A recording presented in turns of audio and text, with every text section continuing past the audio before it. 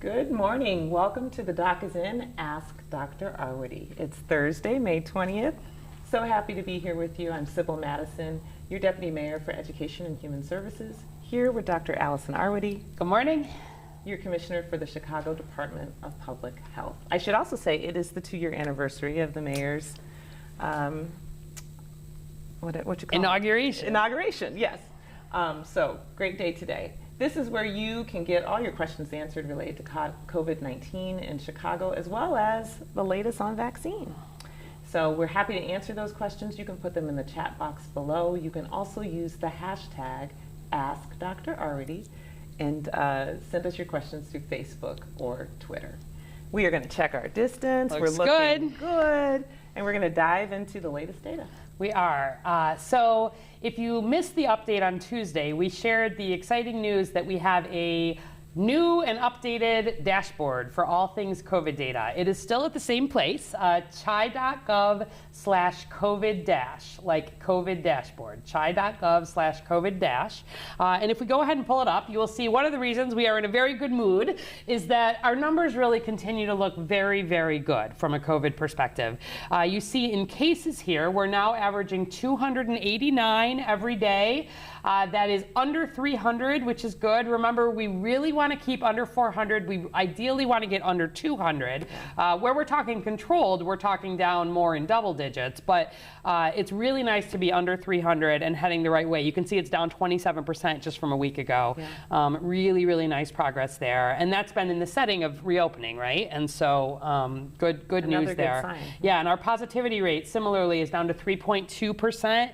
The lowest it's been in weeks and weeks, and also heading the right way. You can see that we're averaging 6 deaths every day still here in Chicago. About 50 Chicagoans dying of COVID every week here. And hospitalizations are trending down. ICU is trending down. Emergency department. But still, we are not done with this virus. And you can see in terms of vaccinations administered, we're doing just under 14,000 a day at this point. We've done 2.3 million, that's vaccinations to Chicagoans. We've actually done a little more than that if you include non-Chicagoans.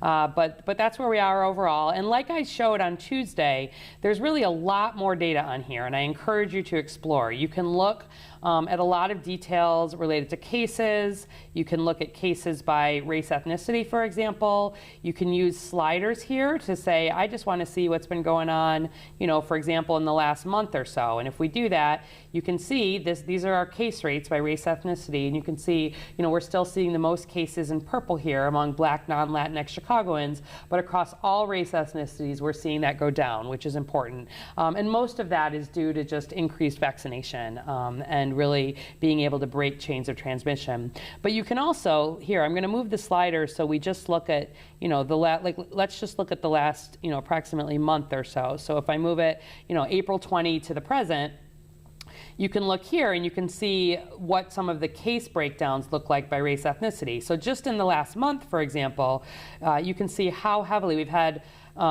every day we've been averaging about 117 Black Chicagoans getting diagnosed with COVID every day, 57 Latinx Chicagoans, 37 white Chicagoans, 9 other, 8 Asian, 61 where we don't have that reported at this point. And every day we've been seeing, this is the daily hospitalization rate. So about 11 Black Chicagoans getting newly admitted every day with COVID to the hospital. 4, 3 across these others. So, improvement here for sure, and really glad that everything is heading the right way, but I encourage you to explore. You can also, if you want to look by age here, you can, and again, this is really highlighting across all age groups. We're seeing numbers go down nicely, but similarly, this is just showing you the daily average just over the last month. And we see, there's more cases in kids, right? Kids have been the ones who haven't been able to get vaccinated. So we're averaging, 63 COVID cases every day in kids 0 to 17, right? And you see how these numbers go down really very much in line with vaccination rates. But we haven't had hospitalizations hospitalization. We've averaged, 0 kids getting hospitalized with COVID, certainly not deaths. And, you can just explore this some more and see how, as we get older, right, the deaths and the hospitalizations continue to really disproportionately impact those oldest Chicagoans, and that's where we're really focused. There's a lot more information on here about hospitalizations than we've had previously, so I encourage you to explore that. You can look at gender. If you want to look at cases by zip code here, this also is a lot more nuanced than we've had, and you can hover over a given zip code and see, for example, this zip code last week had 90 cases. 1 in 10 people in this zip code has been diagnosed with COVID. Here's how many people got tested in my zip code last week. Here's how many people died of COVID in my zip code last week. And you can look at it, either see the most recent week, or you can look at it cumulative over time. You can look at just how many, or you can look at rates, which is when we correct for the population. So all kinds of really new, rich data here. We've been looking at a lot of this behind the scenes, but really wanted to make it really available for anyone who wants to explore in some more detail how COVID has hit Chicago and continues to. We also have a new tab here on testing, so you can see much more, again, if you want to look at testing by race, ethnicity, or gender over time or more recently. Really, important to be able to explore that. And then finally, vaccines, of course, where we see here that now 60% of Chicago adults over 18 have gotten a first dose of vaccine. 48% have completed that vaccine series. That's just of the adults. And still among 65 plus, we're still not to 70% have gotten a first dose. It's the one I'm the most concerned about. If you know anybody over 65, we really, please call that number, 312-746-4835.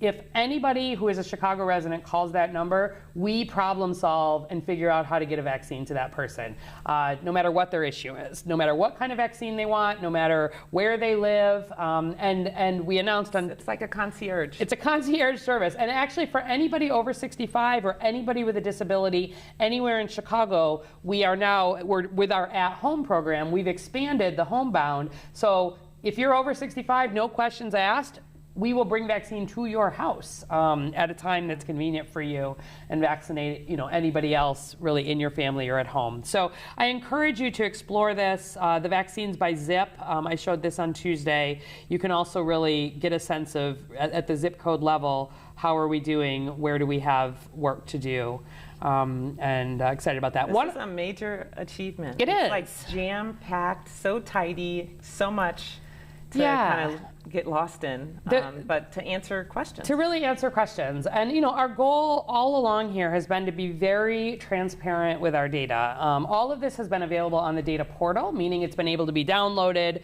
but we know a lot of people want to be able to explore it in a way that is a little more curated and easy to develop maps. And this is the same data we look at every day when we're deciding where to send pop-up vaccination, where we need to put additional efforts into testing, where we're seeing surges. And I've loved how many Chicagoans, millions of Chicagoans, have looked at this data, and I hope that you continue to do so. So that's exciting. I wanted to just show one other thing online.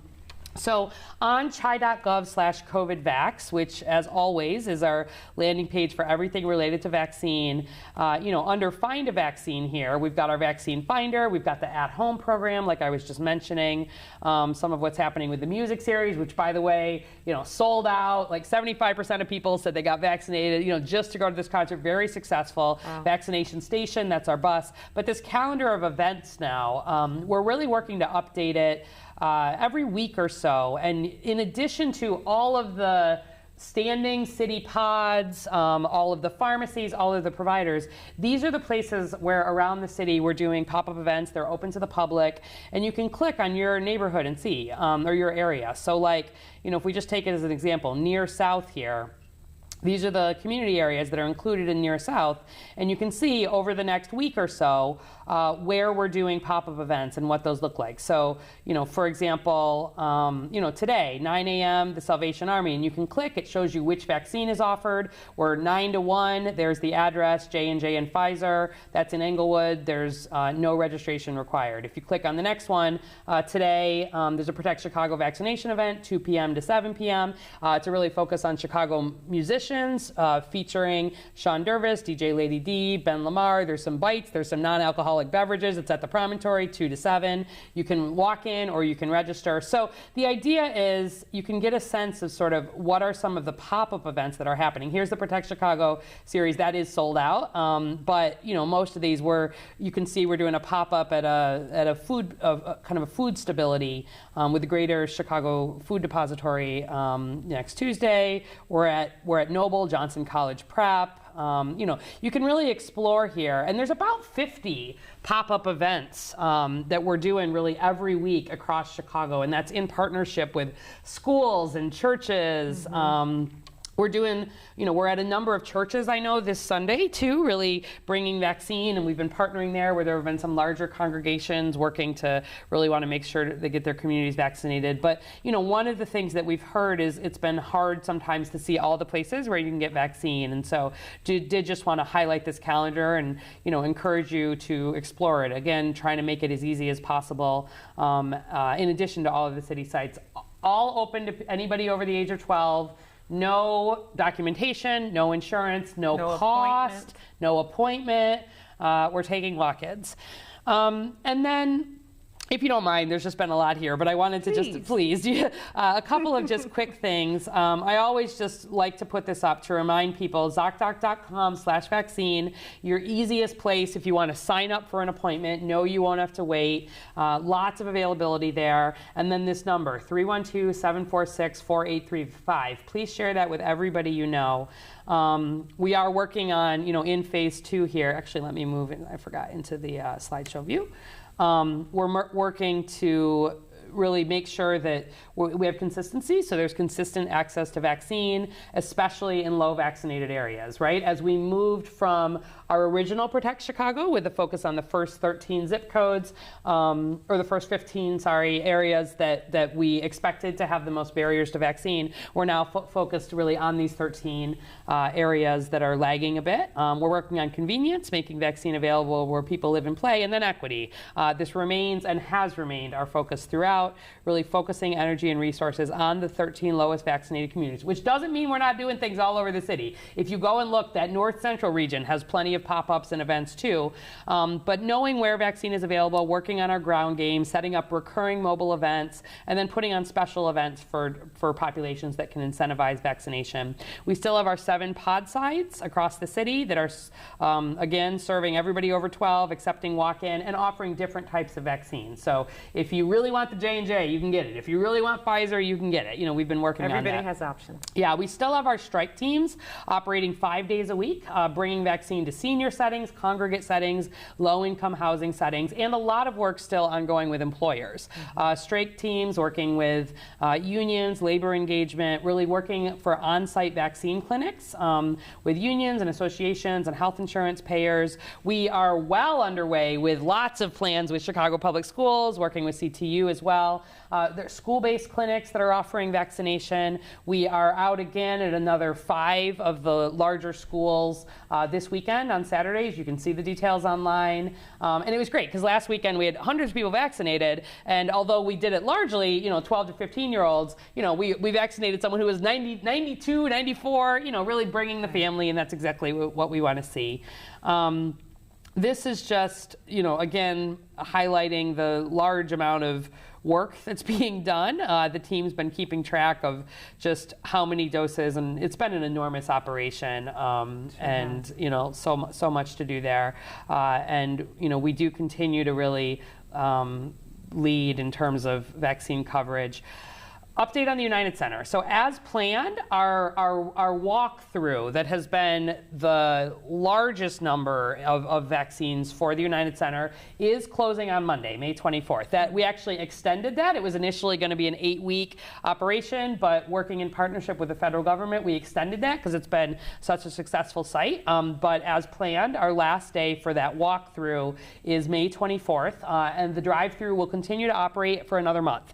And we do have both J&J and and Pfizer available through the drive-through. But I just want to, we've done almost 287,000 doses administered there since March 9th. There were even more that came in as part of that were distributed in nearby communities, and more than 55,000 translation contacts made. I love that, right? Like we've seen such a variety of people coming in with different languages.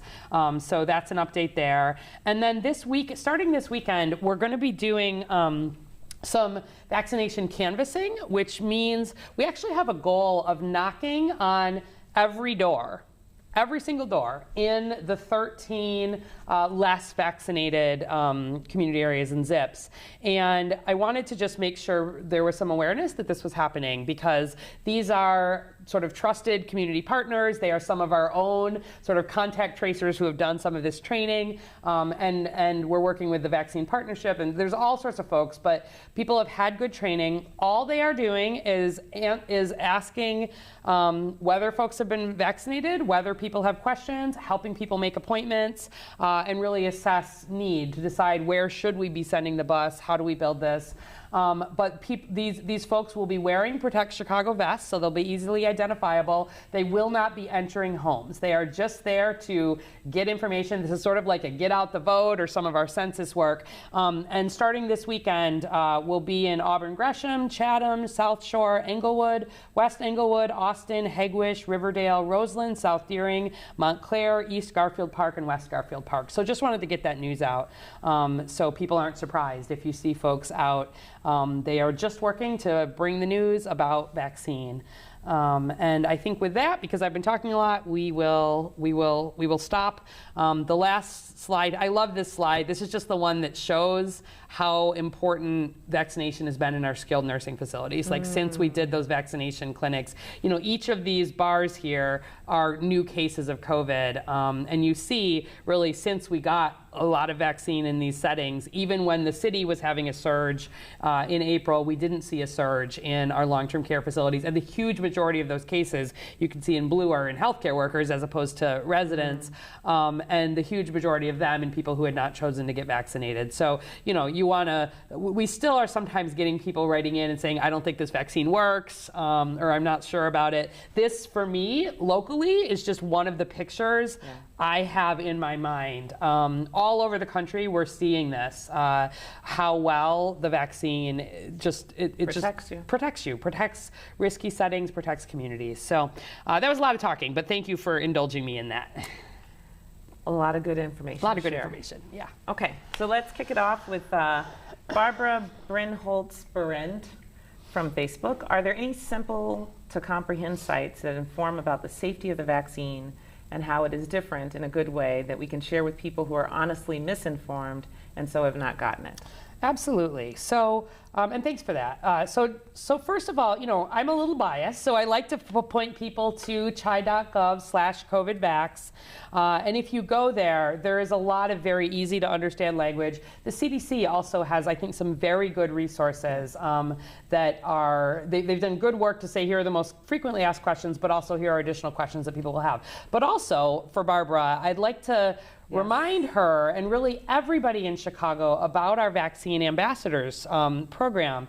We launched this last week, City Colleges of Chicago, ccc.edu/vaccine ambassador. And that's a free course. It's available to anybody. We've had people writing in, do I need to be a Chicago resident? Do I need to be a student? No. Open to anybody, and it takes about 2 hours. It was developed here with people who regularly answer questions about vaccine, and it's really meant to give you the information of how to talk to your friends and family. And we got our first week of sign-up data back, and it was really good to see where people provided race, ethnicity, like Black Chicagoans were the most likely to actually sign up for this course, which we were really pleased to see. And we've had, you know, more than 1,200 folks, you know, already sort of signing up and doing this. And I would love, you know, anybody who's interested in this, check it out. You get a certificate, it's free, open to everybody. So that's another place that I would And really meant for average, everyday people who want to get stronger in having these conversations. Yeah, the folks who are going out and doing this canvassing, they're all getting trained with this program, for example, just to have some common language, be able to answer some of the questions. Okay, here's one from Veronica Lopez. After listening to Dr. Arwity's response Another question arose. My father, who didn't have COVID, got his vaccine like my mother on March 20 and April 10, but did test positive for the antibodies. Oh, okay. I understand mom is protected with antibodies that the vaccine produces, which are not necessarily the antibodies the test was looking for.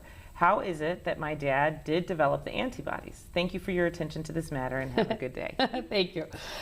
So you weren't here on Tuesday, but we had a fair bit of conversation related to when someone has been vaccinated. Someone had written in saying, you know, my dad got an antibody test and it was negative, and how is that possible if he's been vaccinated? And we talked about the fact that there's not just one antibody test, and that different antibody tests look for kind of different things. And so the most traditional antibody test looks for what's called the nucleocapsid. It's a part of the virus itself. So if someone has had COVID, that antibody test will show up positive because, you know, they're able to see that your body has mounted an immune response to the virus itself. Yeah. But if you've been vaccinated, you have not been exposed to the virus yourself, right? And so if the test is looking for that kind of antibody, it'll be negative. But there's another kind of antibody test that looks for the spike protein, which is the one that the vaccine, checks against. And so, you know, in this case, for, example, my guess would be then if your father or your mother, I forget which, had not had COVID, and then, gets that, the antibody test that they were using would have been against that spike protein. But there's also neutralizing antibodies, there's T cells, there's a lot of things that go into immunity. And the CDC and CDPH recommend against trying to get an antibody test to see, did my vaccine work? Because we don't yet have an approved test for that purpose. Where people are immunocompromised, there's some extra work that the doctors will do there. But broadly speaking, there is no test that has been approved for that because, again, there's different antibodies, there's different pieces that are in place, and we don't yet know what level you would need to have of some of these to be considered protected. So I'm sure it's going to be developed, but right now we don't want people thinking that they should worry one way or the other. So in this case, the antibody test that your dad got would have been one of the ones that was set up to check for that spike protein. But if you've gotten both of your doses and your 2-week post, you are considered protected, and you shouldn't try to get an antibody test. Need to test No, it out. I didn't get a test afterwards. I am very confident in the vaccine that I got. All right. Reburn from Facebook. If I missed my second dose, can I still get it? Yes, and you should. The CDC, does recommend ideally that people get that dose on time. That's how the trials were done. So that would be 3 weeks post, if you got Pfizer, there's 3 weeks in between. If you got Moderna, there's 4 weeks in between. But definitely they recommend getting that second dose, even if you're outside the 6-week window. So if you haven't gotten it, you should. You are considered fully vaccinated. If you got Pfizer or Moderna, you do have to get 2 doses to be considered fully vaccinated. And, there was some news a couple days ago that, for example, people who want to travel to Europe, the European Union said they're going to be reopening to tourists, but only fully vaccinated tourists. Like, you got to get that second dose to be considered fully vaccinated. But even more than that, you got to get it to have the more full protection. So the CDC and CDPH consider it valid, even if you get it late. And we would love to have people, even if they did miss it, take the opportunity to get the dose. Now, we're actually doing some follow-up where we have records of people who only got a first dose, and we're not necessarily seeing their second dose. So we're going to be doing some outreach there. In some cases, if people got vaccinated in 2 different places, we just have to make sure the records are merged appropriately. But we are working to kind of do some data cleaning there. And if you get a text, for example, from CDPH saying, we're not sure you've gotten your second dose, you'll have the opportunity to tell us if you did, but also please do take that seriously and make the appointment, or just come in and get your second dose. All right. Katie JT from Facebook, this might be related to the antibody question. After getting a COVID-19 vaccine, will I test positive for COVID-19 on a viral test? Very good question. No. So when you get a COVID-19 test, whether it's a PCR test or an antigen test, it is looking for the virus itself. There is no COVID virus in the COVID vaccine, and therefore it is impossible, after you've gotten the COVID vaccine, to test positive for the COVID virus unless you've been infected with COVID. So if you've just gotten, for example, your first vaccine, you're not fully protected and you're not feeling that great or whatever, I don't mean the side effects, but a week later, for example, you should get tested. You're not fully protected. And if that test for COVID is positive, you are positive for COVID. It is not the vaccine. That's not a false positive. So really good question and important to clear up. Any positive COVID test is a sign of COVID infection, not of COVID vaccination. Yeah, that is a great point to make. And after that first, if you're doing the 1 of 2. Yes. How much protection do you have after that first dose? There's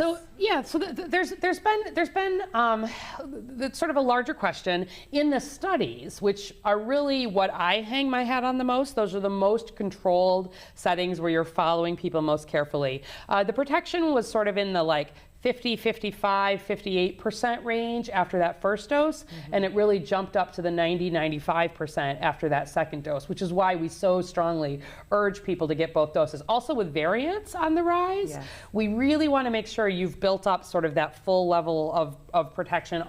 Just as a reminder, all 3 of our vaccines remain protective against all of the known variants at this point, but if people are not fully vaccinated, there's some more concern that we could have, the possibility for more, mutation that could be able to hit people who aren't fully protected.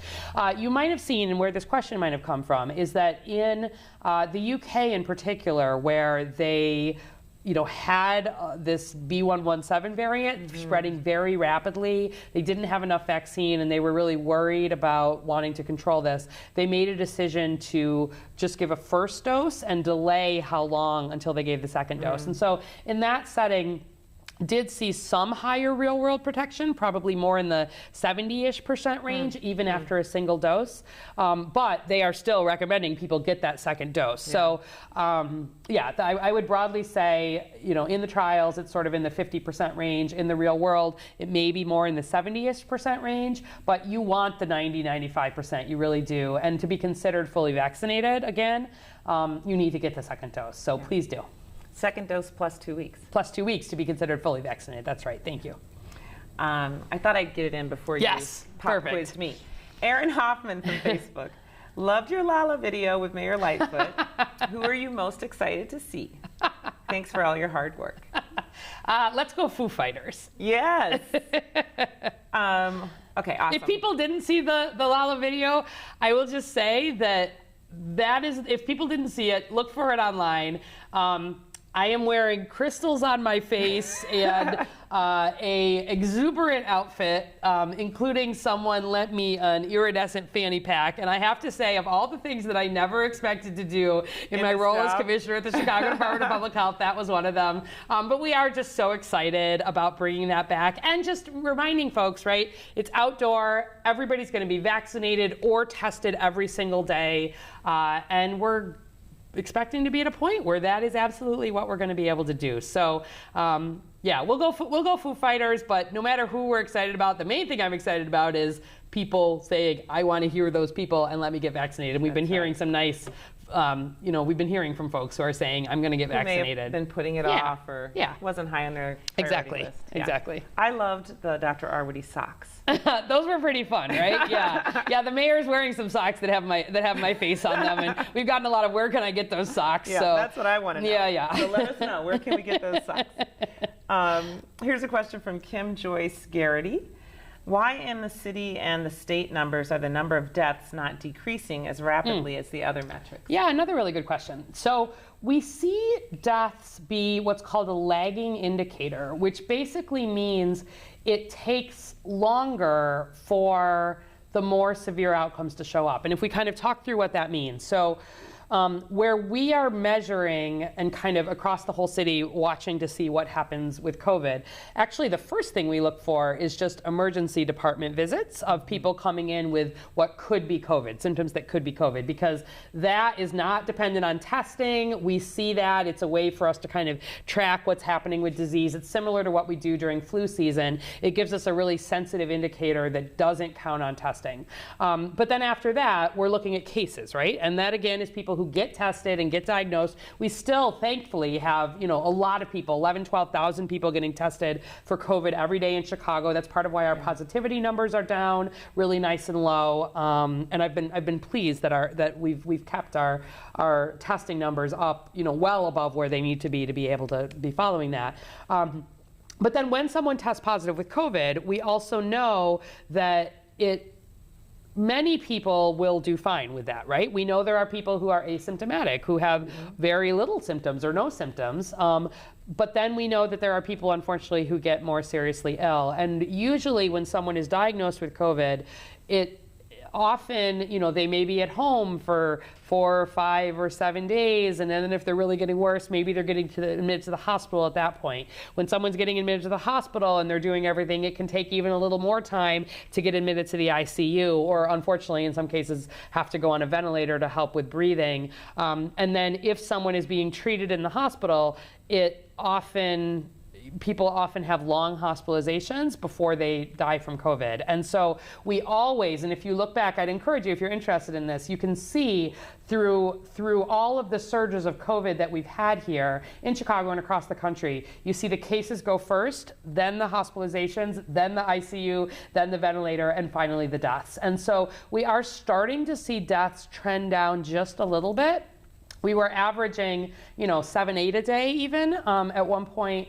And that's just people who, for the most part, got diagnosed with COVID back in April, but are only now sort of, unfortunately, that whole course has played out. And so I do expect to see that taper down, but that's how this has worked really throughout COVID. And the reason why I care so much about getting older people, especially vaccinated, is they're by far the most likely to end up in the hospital on a ventilator or to die. And so getting those oldest folks vaccinated helps.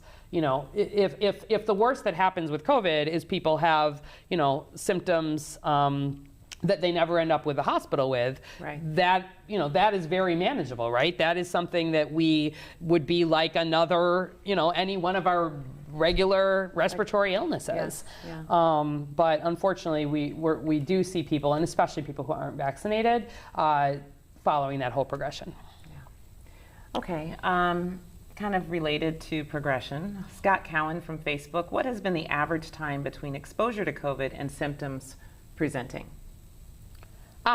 Okay. So, good question.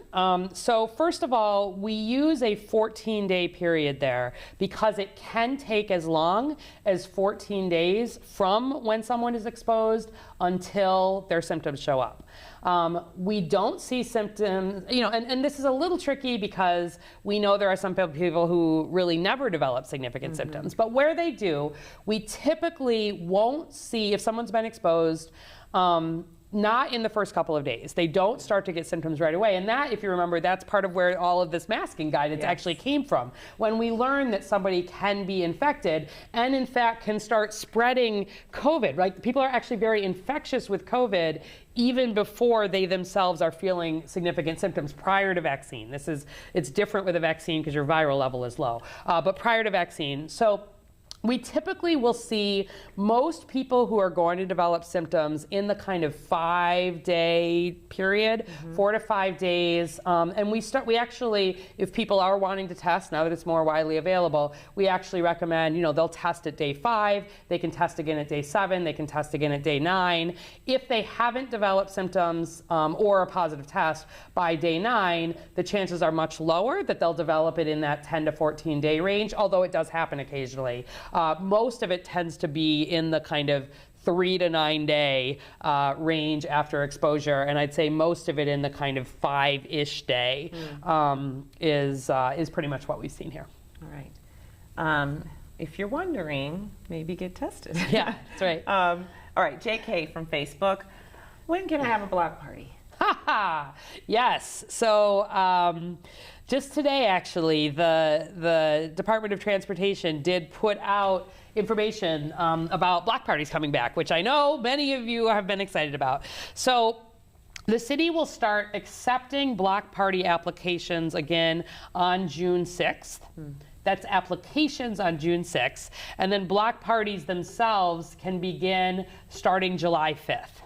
Okay, so the parties don't start July 5th. I mean, don't start in June. The parties can start beginning July 5th, but you can start applying June 6th. And the process is the same as always, meaning you have to contact your alderman. That is where the process starts in terms of being able to get a permit. I do just want to highlight, of course, that we are continuing to measure all of the health metrics. This is assuming that we continue to see progress here, but we're feeling optimistic about it. You know, you've heard us say sort of June, July is when we really expect to kind of be more widely open.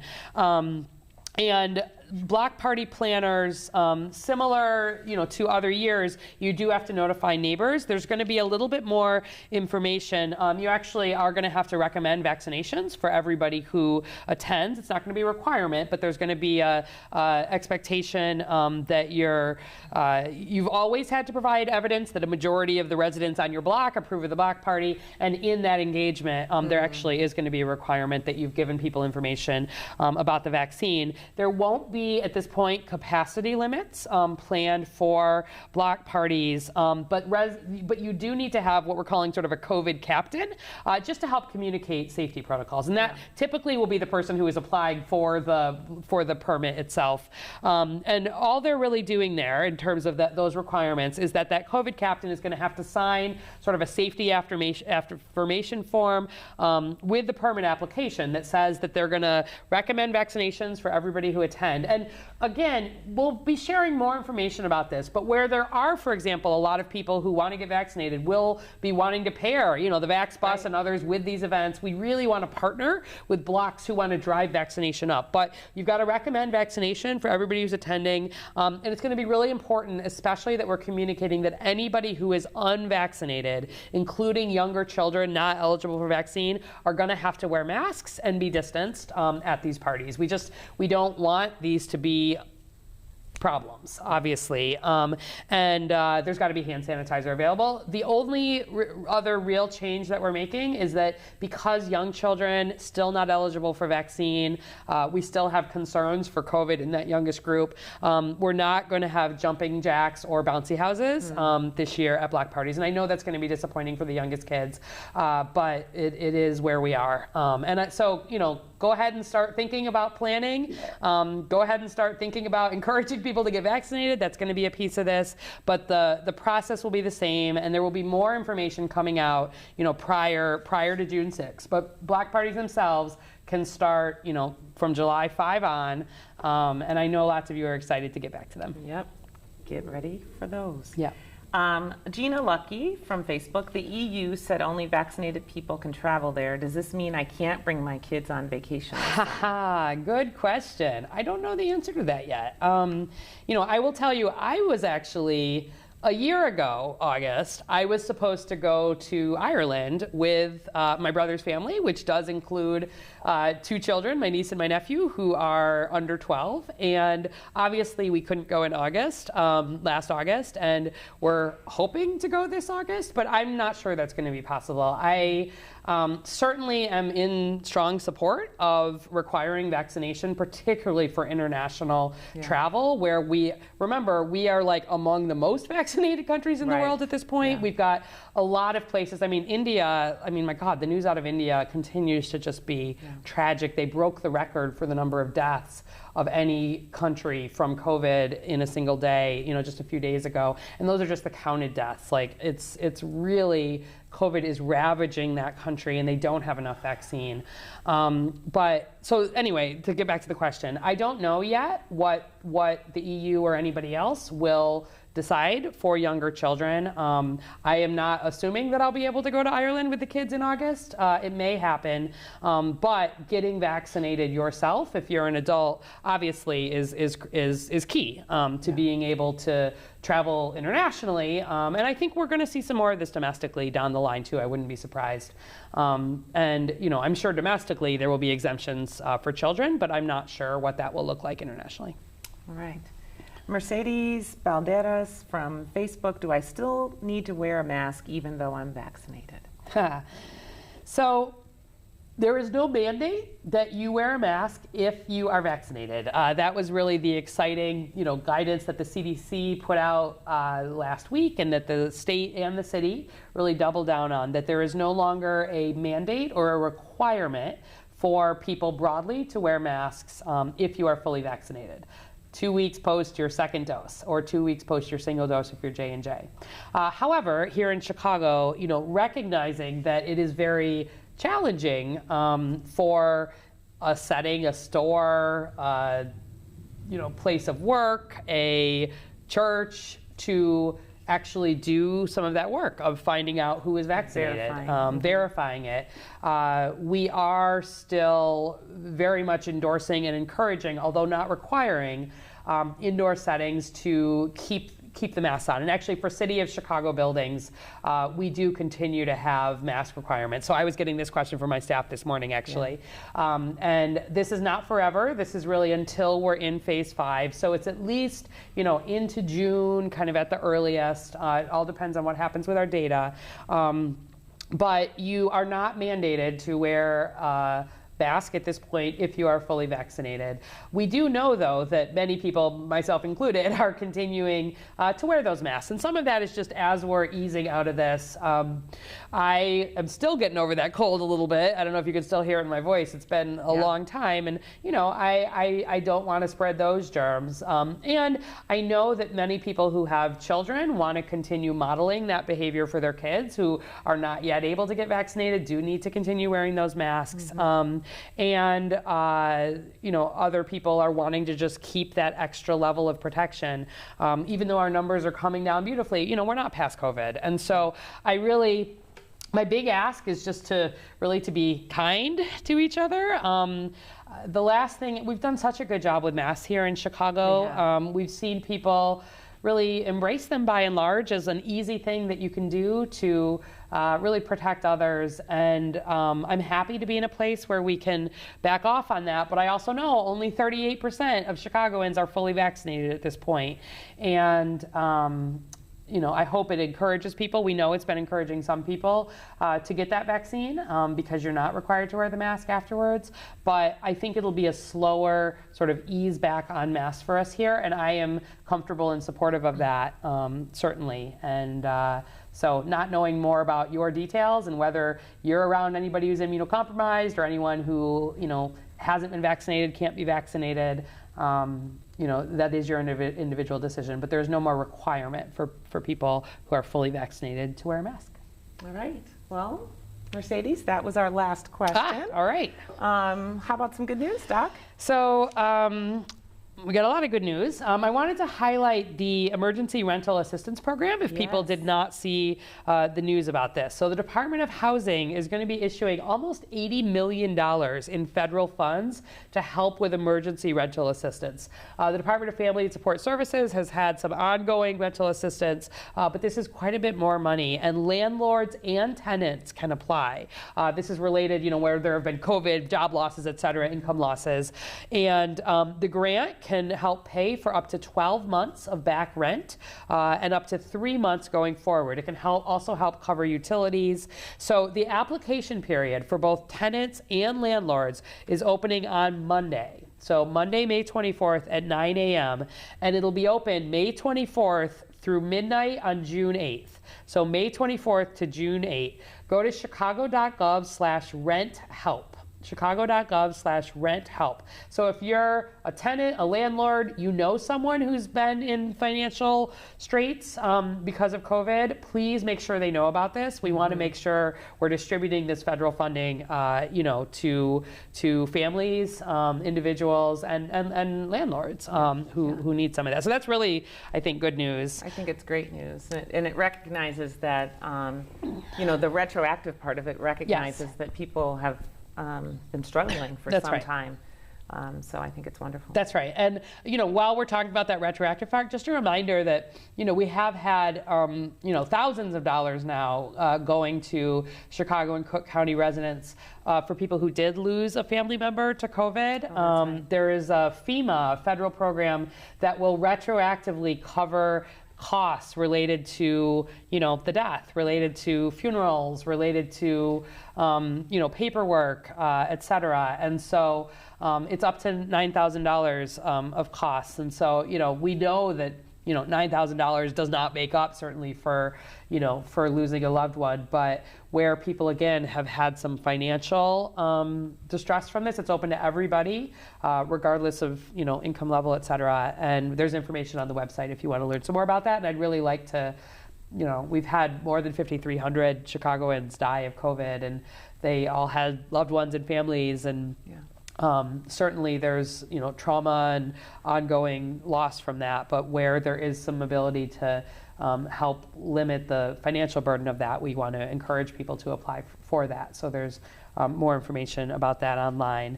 And then I think just continuing, the One Summer Chicago application is open. I don't know if you want to highlight that a second. I know this is... we have jobs for our youth, 14 to 24. You can go to onesummerchicago.org. Applications are open through June 11th. If you know a young person who would like to not only make some money this summer, but also develop skills and get out. A lot of these jobs are in person. There are some that are virtual. Then please check it out. I should also add that the Park District has jobs as well. Jobs for folks who want to help maintain all our parks, jobs for kids who might want to be involved as a lifeguard. You can go to chicagoparkdistrict.com/jobs and apply for those as well. So lots of jobs for youth this summer. Tens of thousands of them. Yes, that's true. Yes. 20s of thousands of them. We know that this is a great time for young people to kind of reconnect, to get back out. We also know that it's great to have a little bit of cash in your pocket. So we'd like to have as many young people apply. So if you're a caring adult with the young people in your lives, please help them get those applications filled. And everybody that age is eligible for vaccine now too. So that's true. In terms of being protected and being able to get back at it. So. That was my good news. Those were good pieces of good news. I think that's a good set of good news. And I'm just happy to be under 300 cases a day and heading down. So it gives me hope for 200. It does. It does. I'm feeling good about it. So we're continuing to hold those two pieces, which is we're making lots of progress with vaccine, but also seeing that COVID is an opportunist. It is. And that's exactly right. Takes advantage of where we still have work to do with vaccines. So. We just really want everybody to keep up the good work, to really, talk to those folks who are not vaccinated yet, who haven't made that choice. There's so many ways to make it happen. We will literally bring it to you, to your house, to your block. To your house. I think we're the only big city doing this. So we can get there. We can get there with our 65 plus, which we hope to get there so much sooner than any other group, but we can get there as a city. And so let's all chip in, be safe, be smart, protect Chicago. Protect Chicago. Thanks for your good questions today, too. We'll be back on Tuesday. If we didn't get to it today, again, chi.gov/COVIDvax. We do try to answer a lot of them online, so you can find some more answers there. Things are looking up. So they sure are. Protect Chicago. We'll see you back on Tuesday.